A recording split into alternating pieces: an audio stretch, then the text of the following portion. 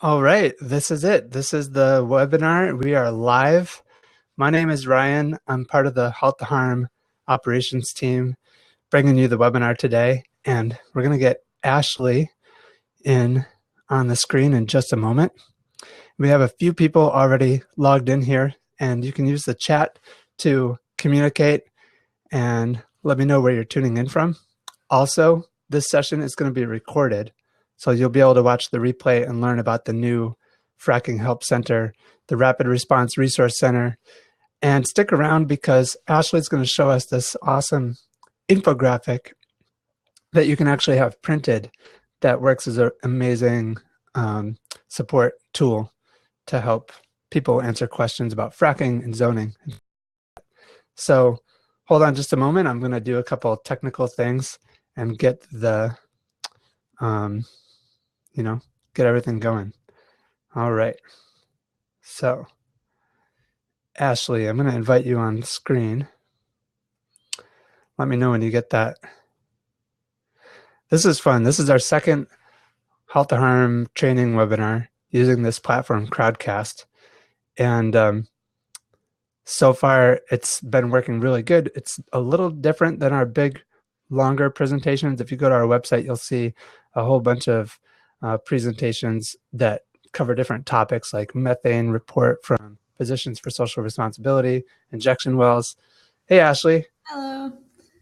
Yeah, so this is a more casual kind of webinar, that's what I was saying, than some of the previous ones that are longer, usually bringing in experts from different organizations around the US to talk about a specific topic. These are more training focused, more action oriented. So you're actually going to come away from this webinar learning about a new tool or resource that you can use to support your work. So welcome, Ashley. Thank you. How are you? Good. How are you? I'm doing good.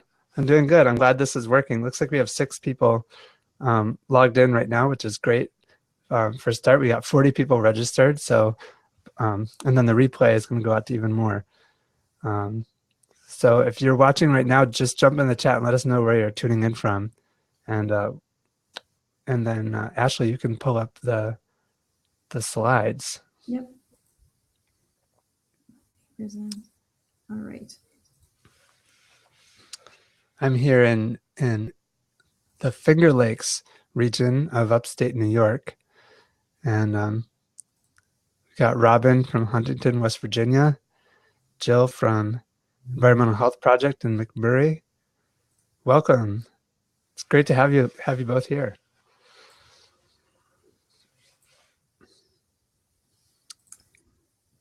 Susan from PT. Great.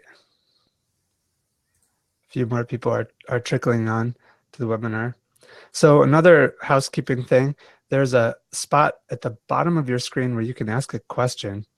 And Crowdcast is kind of smart. In fact, when you start asking a question in the chat, it'll even ask you, if you want to add that to the question queue. All right, we're seeing the the Hall of Mirrors. It's my favorite part. Robin works at the Ohio Valley Environmental Coalition. Awesome. Cool. I'm going to check that out, Robin. Welcome.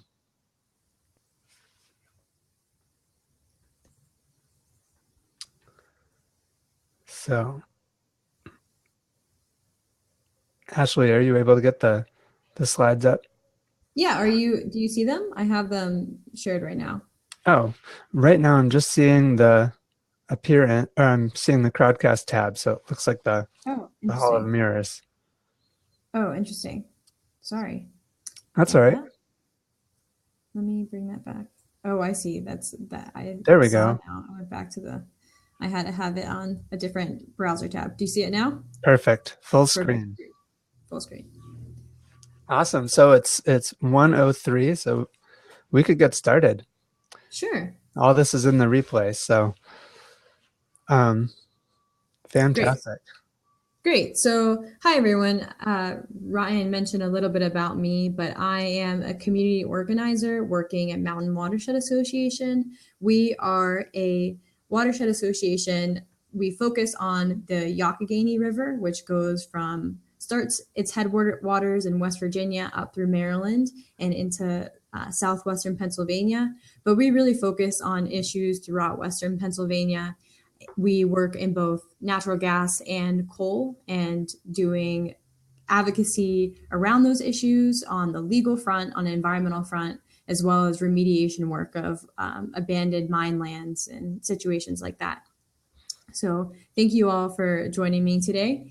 And so what we're going to talk about or focus on today is our project we've been working on with Halt the Harm Network to develop a rapid response resource center.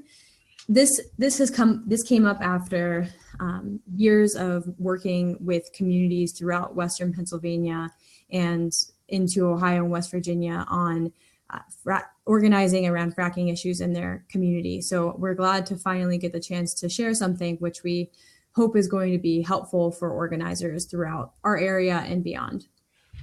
So all right, so I'm gonna get started. So wait, this is the intro. So we're going to go over in today's presentation, we're going to go over the Resource Center and how it can be used to educate and take action on fracking issues, understanding our sources, how you can contribute content, and how the Resource Center is designed to evolve and change. And we're also going to show our on-the-ground resource, which is an infographic, and describe a little more how you can use that in your organizing work. And more specifically, I'm just going to go into specifically the zoning content on the resource guide to just give you a little taste of what is available. And I think that Ryan already shared this question. I'm glad to have people from all over. I heard some folks from OVEC and a number of other organizations, so glad to have you here. Again, this is my face because you can't see it now, but I'm Ashley from Mountain Watershed Association. This is Ryan. Okay, Ryan mentioned this already, but today's discussion is going to be recorded. And you can use the chat to engage in real time. I'm sharing my screen right now, so Ryan will let me know as different questions come up, which you can type on the bottom right corner of your screen. And you can ask questions as soon as you have them, and we'll get to them in the Q&A session. All right, so first we're going to start with where to start when learning or educating about fracking, introducing the response center, going to zoning, as I mentioned, and how to contribute your own content. All right, so like I said, this came up because I think there are a number of organizations throughout the country and within our region that have a lot of information and resources on how to address and how to better understand fracking or unconventional gas drilling. The thing is that this is a huge topic, and the different issue areas range from health impacts to local zoning laws. And often whenever we engage with someone one-on-one about fracking in our communities, it's hard to know exactly where to start. I know that when I'm talking to my own family members, you have to kind of play a game where you have to figure out what do they care most about. Are they going to care about the effects on private property? Are they going to care about the health effects, or are they going to care about climate change? So it's hard to know too, for people who want to get involved, what are the best ways to do so. And so when we share information, we want to make sure that we are leading some people places where they can engage in a way that is most helpful for them. And we want to make sure that we're giving people information on the issues that resonate most. So intro to in comes the Rapid Response Resource Center. So this is a resource center that walks through the different stages of the unconventional gas drilling process and how to fight back against it. And it's really a place for everyone to learn more, whether they're a prospective lease owner or a concerned resident. So I'm gonna just click on this. So you can access the Resource Center by just going to frackingnextdoor.com. And when you type that into your browser, which is happening now, just gonna load. you come to a landing page. And the landing page has a number of different links and different areas where you can explore, including a quiz, which helps you kind of understand better where to get started in ad campaign that we've been running, as well as a number for a hotline in case you're working with someone who would rather have a phone conversation or maybe doesn't have access to internet. You can guide them to this hotline, and they'll be connected with someone who can better answer their questions that they might have. So what you can do is to access the Research Center after going to frackingnextdoor.com, you just click on this link right here. And it takes you to our platform, which is hosted through Freshdesk, which is a really simple layout, almost like Wikipedia style, where you have a lot of these different questions and topic areas where you can ask a question and then get an answer to it. So we have this organized as if through the stages that someone would walk through whenever they're first learning about fracking. So going in to learning about whether or not your property is situated above shale gas, learning about the different threats to your property, and learning about different lines of defense, how you can work against what might be happening in your community, and then some more topics like oil and gas 101, and then the different organizing movements that have been happening throughout the country, really. So I'm going to go back to my slides.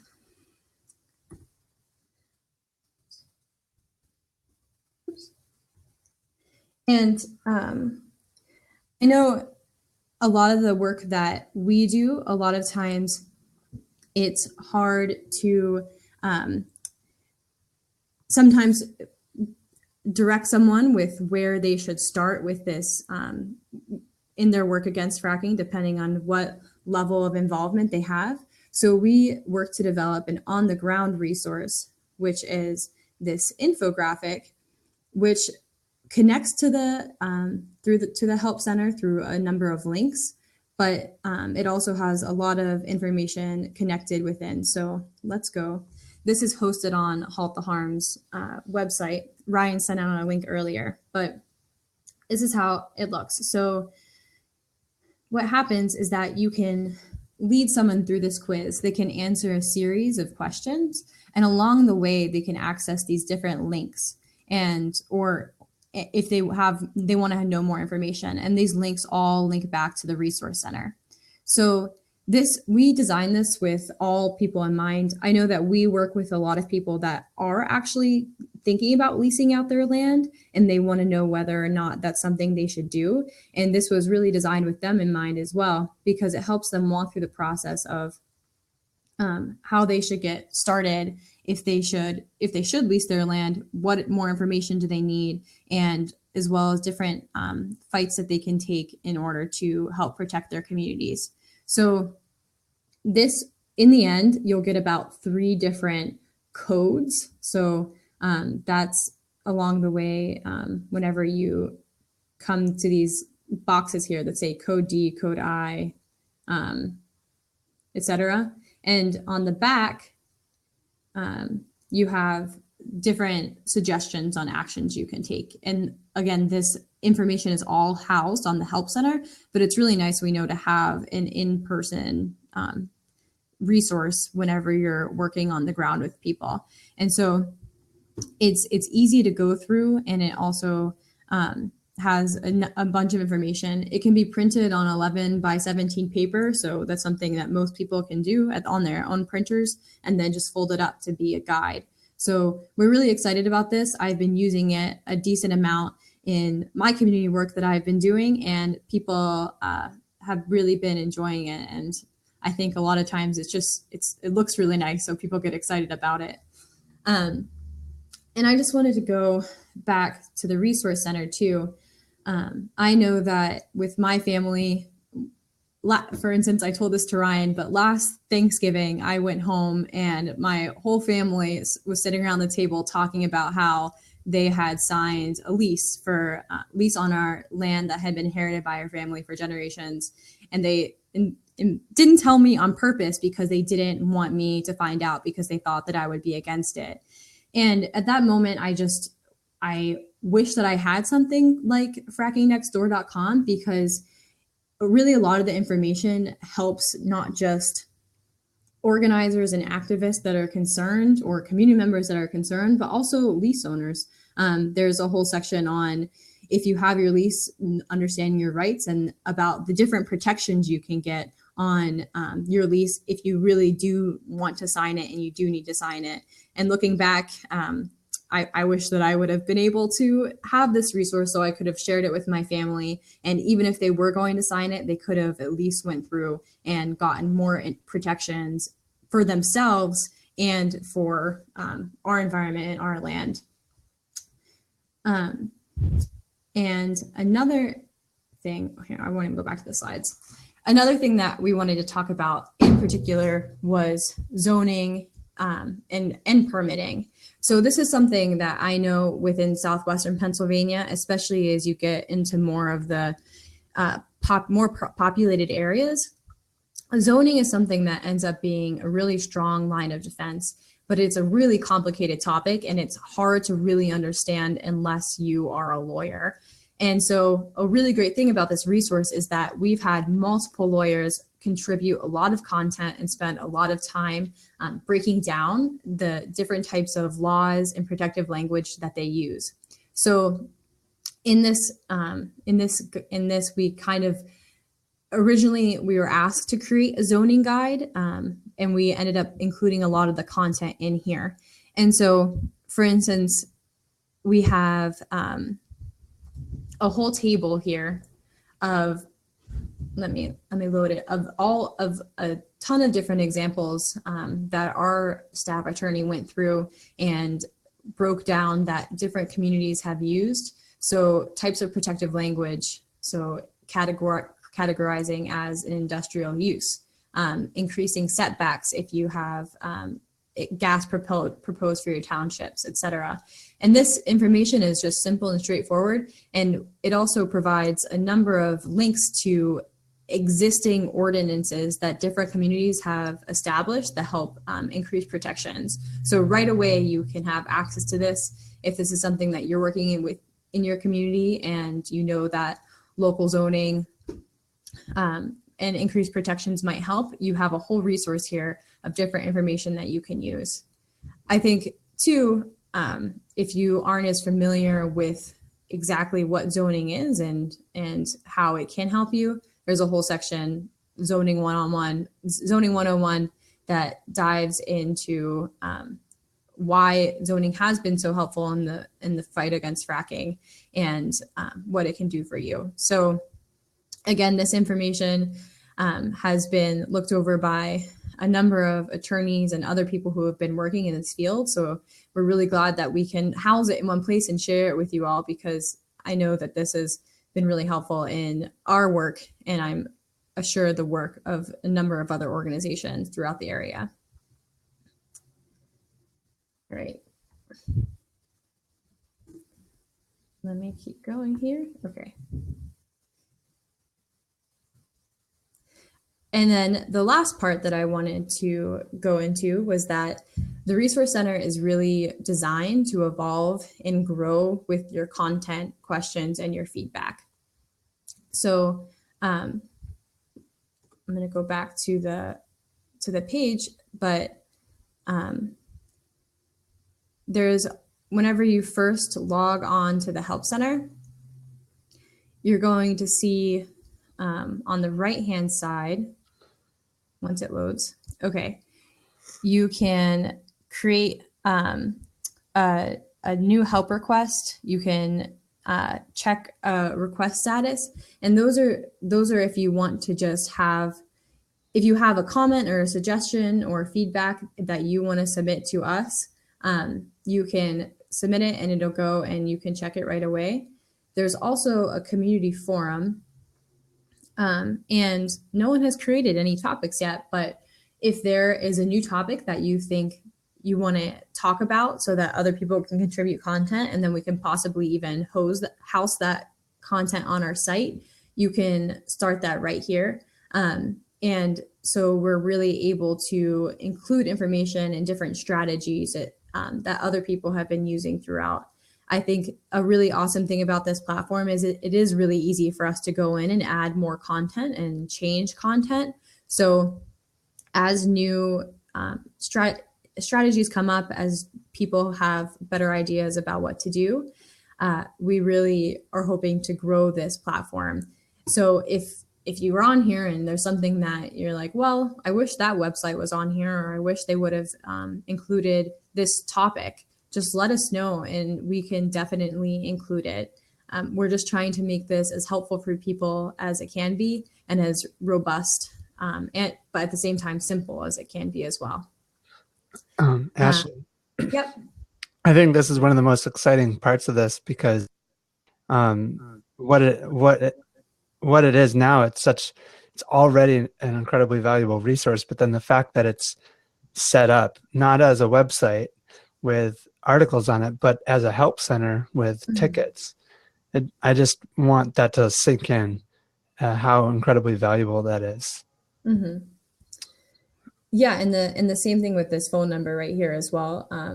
We're here to answer questions, and that's a more streamlined way to go. We are connected with organizations throughout the region, both Southwestern Pennsylvania and the greater Appalachian region, that have been working on these issues.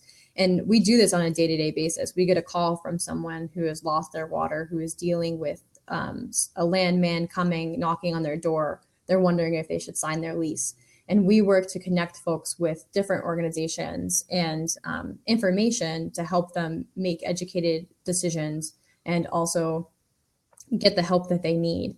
And so we really want to be able to get this information out there so that it is more like a help center, so that people have a focused place to go and they don't have to go online and look up what organization might be the best, et cetera, and kind of get lost about where to get started. So hopefully this is somewhere that we can send people to. Totally wish that we had this years ago. And there's a couple questions that might be relevant now, or you could wait to answer them. But Jessa is asking, can residents speak with someone 24/7 when they call the customer service help desk? Yeah, so it's not 24/7, but what happens is that they can leave a message right away. So, and we get their contact information. And so we can work to connect that as soon as possible to the person who is best able to respond to that, whether they need legal advice or organizing advice, et cetera. So it's not, they can call 24/7, but they will get a response on more of a basis of when people are in the office able to answer their phones, et cetera. And another question was, is this information specific to a certain state, or is it applicable nationwide? So a lot of the information that we have is right now focused on the Marcellus Shale, a lot within Pennsylvania. But I imagine that a lot of it can be applicable nationwide, and we can definitely expand it from there. But for instance, where I went through for zoning, the examples of protected language, a lot of those were within Pennsylvania, just because different states have different laws, and we focused on that in particular because that's where we're housed. But I think that a lot of this can definitely be expanded if there is a need for that. Yeah. Great. And it seems like also that because some parts of the help center would be relevant across the board, and that because new questions can prompt new responses, new help articles, I feel like. And even just serving as a model, I feel like this represents a model that people could replicate. Yeah. So like, for instance, I went here, and so a lot of these different places that we have the zoning ordinances for, these are all communities within Western Pennsylvania for the most part. And it almost needs to be localized in that way, because law is different within the state of Pennsylvania when it relates to this than it is in different states. but we could even break this down. I could go into this table, and places with this type of language, I could put Pennsylvania, and we could just have these ones, and then we could start a new section here, and it would say West Virginia, Ohio, California, and we could Nice. list different examples from each of those, and that would not be hard to do. Oh, that sounds awesome. Yeah. Cool. And if anyone, I think if anyone else has other questions, I think that we're about on that part of the presentation. Cool. Yeah, try. My internet's a little slow. We're out here in the mountains in Fayette County, and sometimes the internet is not the fastest. So that's what the loading is for. But great. There is a question from John who asks, will this expand into mine drainage? To mine drainage. This in particular, I guess my question, mine drainage in terms of, will it expand into more remediation work when it comes to coal, or how fracking and mine drainage play together? I guess. Yeah, John, if you're there, you can clarify the question. Because I know that a number of people have been experiencing the combination of fracking issues and mine drainage, fracking companies dumping their waste into abandoned mine wells, because this resource in particular is going to focus primarily or on fracking or unconventional gas development. But it is possible that we could start incorporating that as an issue area about the different fights that people have had going on, where mine drainage is now becoming really high in different types of salts and metals and chemicals that are associated with fracking, because of the likelihood that these companies are dumping into abandoned mines. But this in particular is not set up for the coal side of our work. Okay. Another question comes from Jessa. Says, this is a great resource. Have you thought about how you will disseminate this information to those in rural communities who might not have computers or internet? Will this be available somehow in hard copy? Yeah, so because we do a lot of rural organizing, that is where the infographic and the phone number play in, and why we thought that those were really important features to use. The infographic is great because, I mean, anyone is able to print this, but if you're going to a community meeting, etc., they can use this and get a good amount of, or a starting point of the information that is on the website in these different codes. And then also the hotline is always available. So if if someone can't go online right away and they want to call, and we can go through and find the information that is best for them and talk to them one-on-one and have that conversation. Also, as someone who lives in a rural area, etc., most people do have at one point access to internet, even if it's not as consistent. Like, I don't have internet in my house, but I'm able to go to the local library, or I'm able to go to a coffee shop or something and end up getting internet. So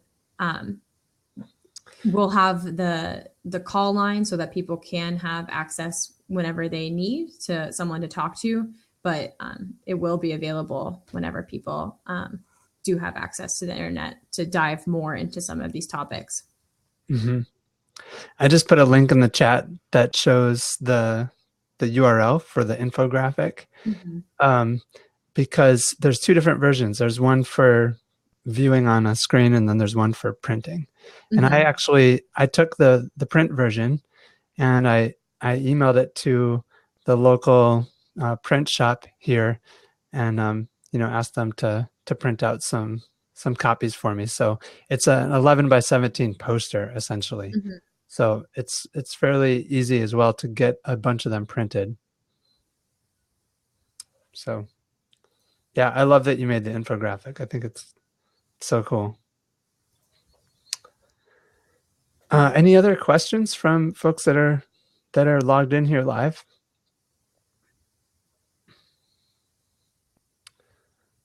I have something I can share while we're waiting to see if anybody has a question, I'm just going to do a screen share real quick Mm-hmm.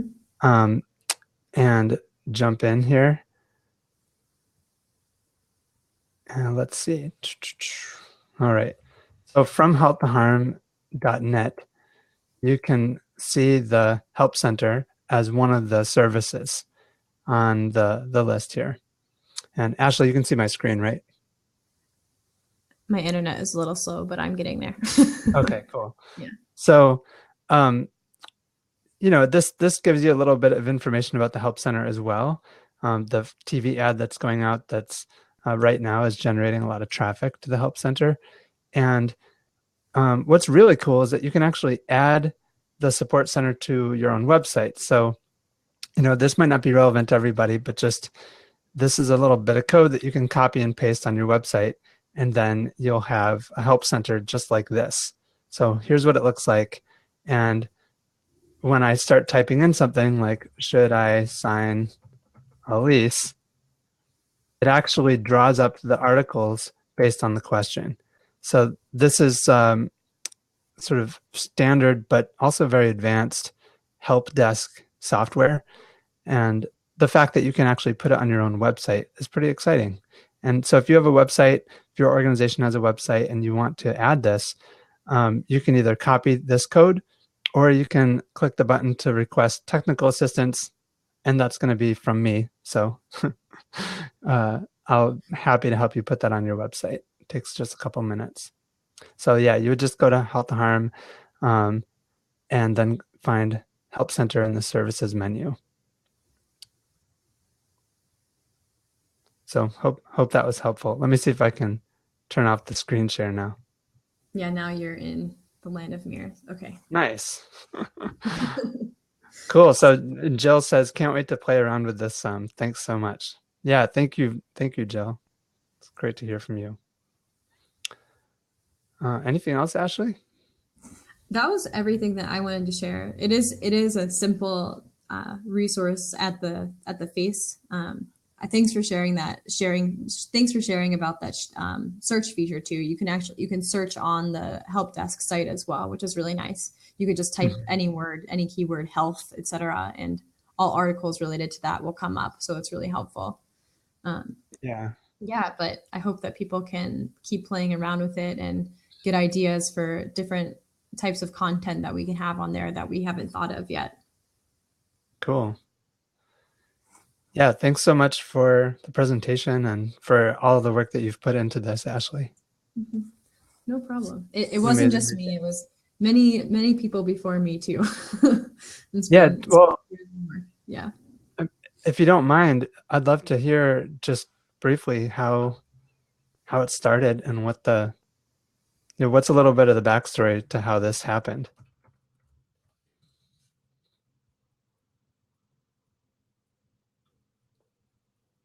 Hello?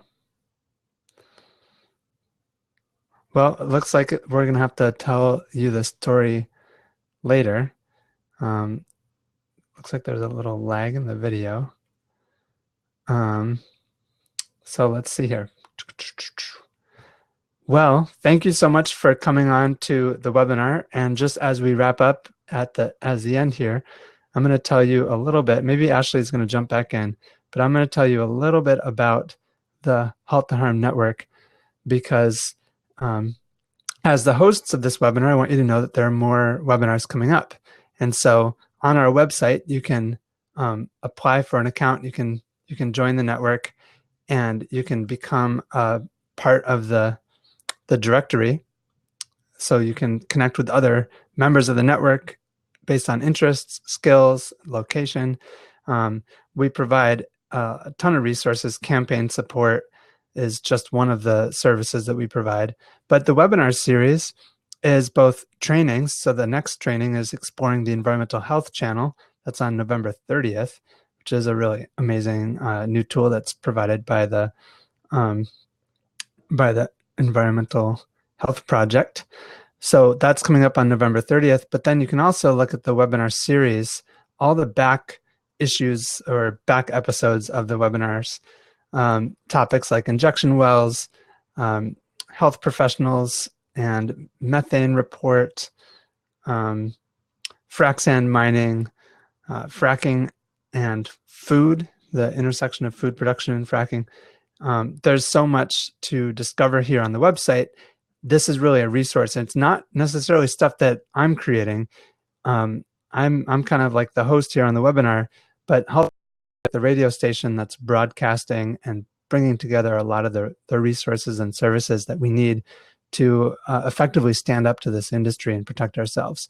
So I hope you find that helpful. Go to halttheharm.net and sign up and check it all out. So it looks like we're going to wrap up now. We've had a great